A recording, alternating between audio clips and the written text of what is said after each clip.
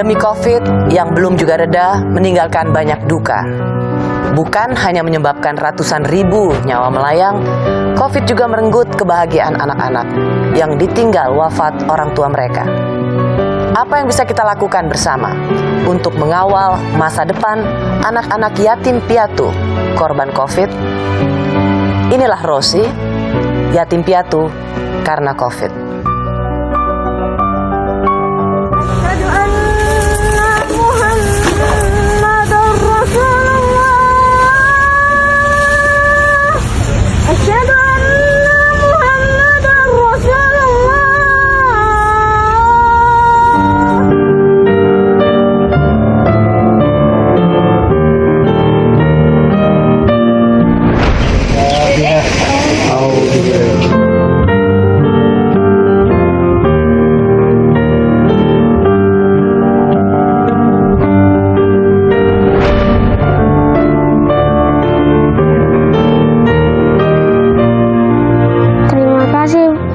Bapak Presiden Joko Widodo, semoga sehat selalu.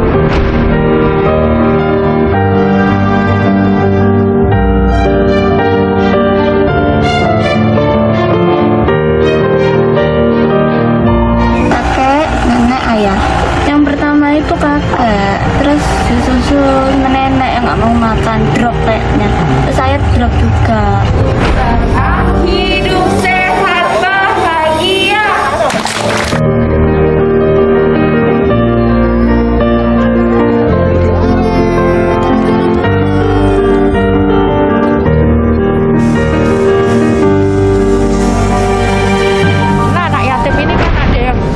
Tinggal di panti, ada yang ikut orang tuanya, ada yang dia ikut saudaranya, begitu. Kita ngusulkan seperti standarnya PKH. Jadi nanti sasarannya ke anak langsung. Jadi nanti ada kartu kayak kartu apa? Kartu anak gitu.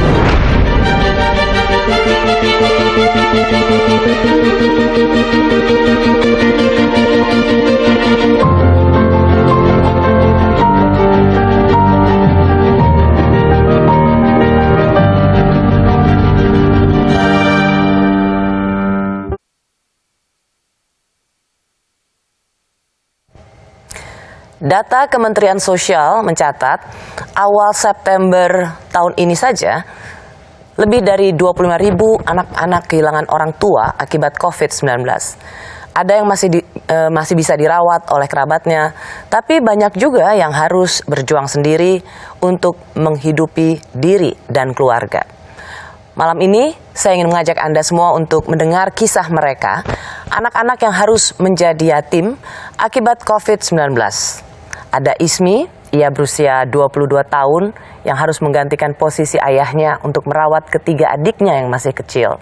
Salah satunya adalah Haki, dan kemudian ada juga Dina, remaja 17 tahun yang juga harus kehilangan ayahnya karena COVID-19. Selamat malam Ismi, Dina. Hai Haki. Keren banget jaketnya. Dina sama Ismi turut berduka cita ya atas kehilangan sang ayah. Ismi apa pekerjaannya? Cleaning service di BPK, BPK RI. Jadi sudah bekerja ya sebagai cleaning service. Ya. Itu karyawan tetap atau masih outsource? Masih kontrak outsourcing. Masih kontrak, Ya. Oke.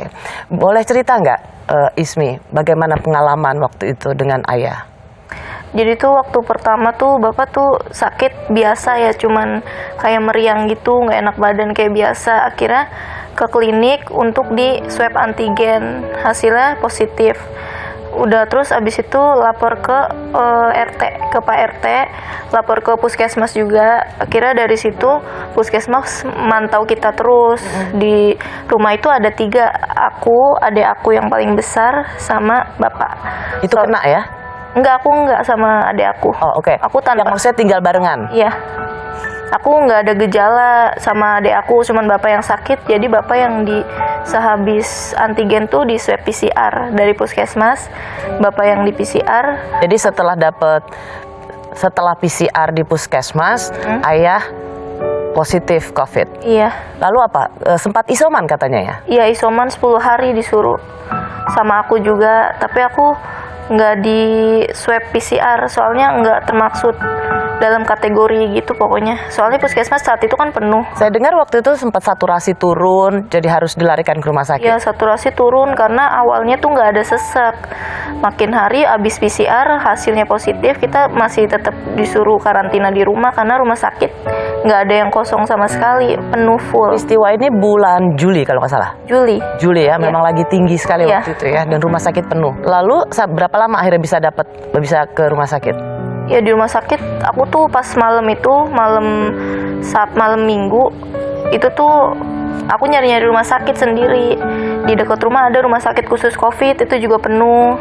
Di mana-mana penuh, akhirnya udah pasrah gimana, akhirnya minta tolong sama RT, ORT di sana, minta tolong cariin, akhirnya dapat di RSUD. Malam itu juga Bapak dijemput tanggal 11. Malam itu juga Bapak dijemput ke rumah sama orang puskesmas, dibawa ke RSUD. Aku suruh daftar dulu online, suruh daftar baru Bapak ditanganin. Bisa dapat kamar tuh di situ? Belum dapat kamar. Jadi nunggu terdampar aja di luar gitu. Di kursi roda awalnya diinfus dulu, dikasih oksigen. Bapak dibawa ke rumah sakit karena oksigen terbatas, di rumah tuh nggak ada sama sekali. Nyari juga susah, di mana-mana pun nggak ada. Sampai nyari paling kemarin tuh Jakarta Pusat di sana. Jadi setelah 10 hari isoman, saturasi makin turun, akhirnya harus dibawa ke rumah sakit, cari di mana-mana. Bisa dapat rumah sakit, tapi masih di luar aja. Iya, masih di Jadi luar. seperti yang di tenda darurat ya. Selama 3 hari, 4 hari. Lalu ayah akhirnya bisa dapat kamar nggak? Bisa dapat kamar karena udah nunggu lama 4 harian. Itu juga belum masuk kamar, Kak. Masuk IGD tapi yang di ruangan. Soalnya kan tadinya di tenda Bapak. Di IGD di ruangan, dia masuk sehari doang, sehari. Setelah itu dokter juga merhatiin Bapak nggak kuat. Udah gitu nggak buang air. Jadi ya udah akhirnya dokter ngelihat juga udah nggak kuat, udah sesek, saturasinya udah turun di angka 45%, itu pun pakai oksigen. Kalau dilepas oksigennya nggak tahu berapa persen. Ya udah akhirnya dokter pagi-pagi itu aku nggak boleh pulang sama Bapak. Emang nggak mau pulang, minta dipijetin terus dipegang-pegang. Akhirnya setelah dokter nyamperin Bapak, oh yaudah ini masukin kamar aja karena kondisinya udah benar-benar turun. Pas Bapak dipindahin di kamar tuh nggak boleh ditungguin sama sekali. Jadi Bapak sendiri ke atas. Udah gitu. Dan akhirnya Ismi dengar kabar ayah meninggal? Kebesokannya hari Kamis 15 Juli. Bapak pertama aku di video call, emang aku tuh pas aku baru sampai rumah sorenya tuh aku di SMS di WA sama pihak rumah sakit.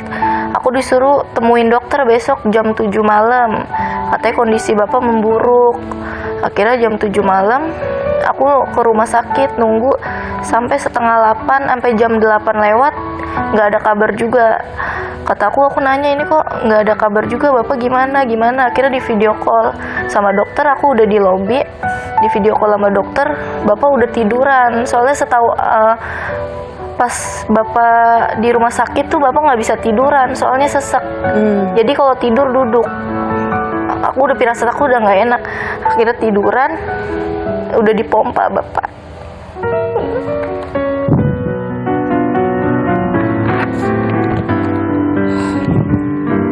Sayang.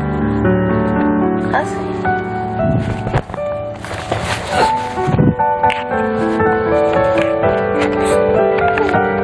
Bapak udah dipompa. Katanya Bapak udah nggak ada napas spontan. Di situ aku sama adik aku di rumah sakit. Aku udah bilang, yuk Jar, Bapak udah nggak ada napas spontannya.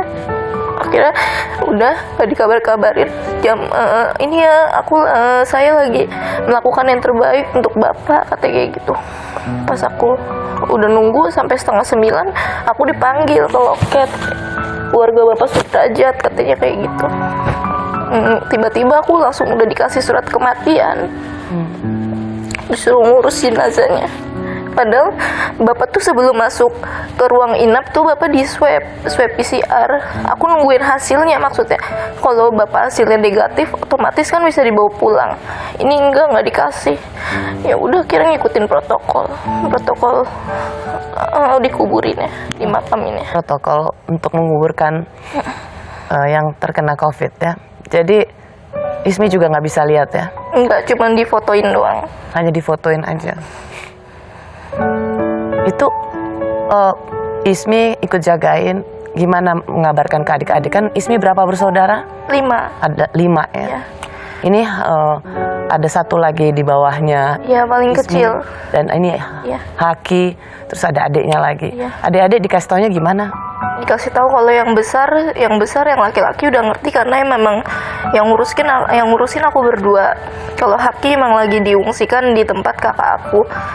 Pas dikabarin meninggal, ya pada nggak terima, nggak nyangka gitu awal-awal. Kalau si Haki ya kayak nangis, terus dia kan sempat ke rumah dari Babelan tuh ke rumahku ya pas bapak udah meninggal. Kita pulang dulu, paginya kan mau dikuburin hari Jumat. Kita pulang, Haki udah di rumah, udah di kamar, ngurung. Haki sini Haki, dibilangin gitu, sini dibilangin dulu. Hakinya nggak mau, nangis gitu. Nyesel katanya, selama ini Haki juga masih suka-suka, kalau dibilangin bapak masih suka ngelawan gitu. Nyesel, nggak nyangka juga, taunya kan sakit, bapaknya di rumah sakit gitu. Haki umur berapa sekarang? 10 tahun. 10 tahun. Haki waktu itu dengar tentang bapak gimana? Dan tengah bapak itu Aki udah nangis kejer. Nangis. Terus Aki nyesel lagi kalau udah ngelawan bapak. Bentak-bentak. Mm-mm. Karena waktu bapak sakit, Haki nggak lihat sama sekali ya? Nggak, cuma difotoin. Cuma difotoin. Terus Haki dengar dari mana? Dari Mbak Ismi sama Mbak Ilmi. Haki langsung nangis, langsung mengurung di kamar. Kenapa Ki? Kan itu tempat bapak tidur. Pengen bobok di tempat tidurnya bapak ya? Kenapa apa? Apa yang membuat Haki pengen bobok di tempat bapak? Kangen. Kangen bapak Ki.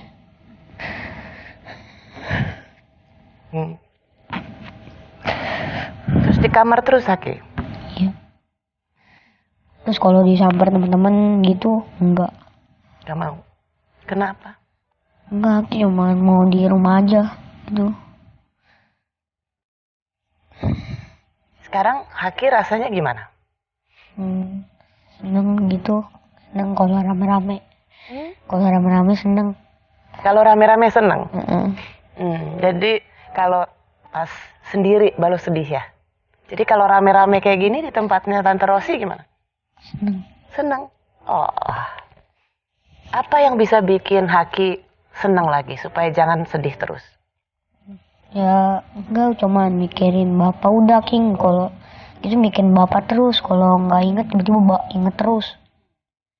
Tiba lagi main tiba-tiba lagi inget terus, pulang langsung. Kalau inget bapak langsung pulang. Oke. Masih sering ingat Bapak? Kayak dulu itu aku main terus tiba-tiba bapak nyamperin nyariin. Sampai terus-terusnya nyariin Haki pulang dulu, pulang gitu. Udah Ki gitu pulang. Yang dulu udah bisa. Terus Haki kangen ada yang nyuruh pulang ya biasa gitu ya? Iya. Sekarang Haki, tapi kalau inget Bapak tadi katanya masih sedih. Tapi sekarang gimana? Masih terus inget Bapak? Haki supaya nggak sedih lagi mau apa? Enggak, udah sedih nggak apa-apa. Sedih nggak apa-apa? Apa? Kok nggak apa-apa sedih? Bapak kan itu bapak sedih. Gimana? Bapak Nggak apa-apa sedih karena Bapak. Kenapa menurut Haki nggak apa-apa sedih? Karena ini tentang Bapak. kangen banget. Pengen lihat kumpul sama keluarga lagi. Terus kalau makan bareng.